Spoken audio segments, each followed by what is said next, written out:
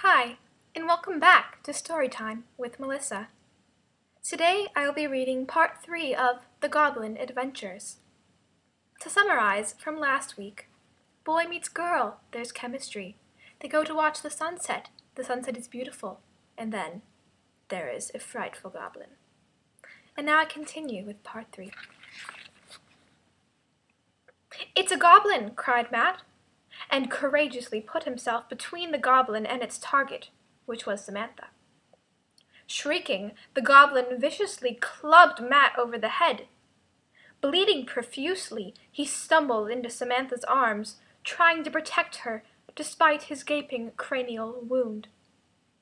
The image of horror imprinted into the minds of the two lovers was strong as the two shut their eyes tightly and embraced each other. The next thing Samantha knew, she was awakening on the same cliff where the goblin had attacked. She was sprawled on the ground near a pool of blood, in the spot that Matt had been. "Where is she? Where is he, I mean?" She wondered frantically. Then she spotted something across the way. As she looked closer, she tried to decide if it was a piece of Matt's hair or a piece of the goblin's hair. It was actually pieces of hair woven together to make cloth. She hurried to grab it before the wind blew it away forever. When Samantha grabbed it, she saw writing in a strange language. Goblinish? She wondered. Then she noticed an arrow pointing into a cave she hadn't seen before, with Matt's blood trailing in. She decided to follow it. She stepped hesitantly into the deep depths and heard something alien. A huge white bear lay in the cave, breathing heavily. Samantha knew she should be afraid, but felt wholly calm.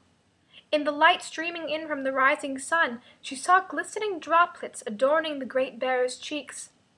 "It's crying," she thought, puzzled at the overwhelming melancholy she felt at seeing the tears. As the bear began to stir, Samantha remembered what had happened to Matt. "What is it?" The voice was low and husky. She glanced up in shock, realizing it had come from the lips of the bear. "Talking animals. Well, that's not so odd, considering what happened last night," she thought. "I'm looking for a boy. Have you seen him?"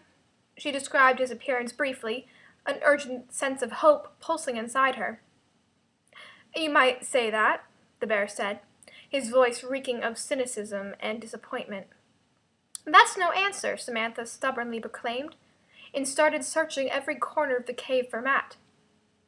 "You won't find him here," the bear drawled, lazily licking the droplets from his cheeks.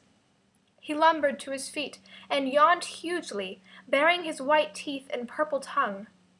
"If you want me to help you, you must give me the most precious thing you own." And that was part 3 of The Goblin Adventures.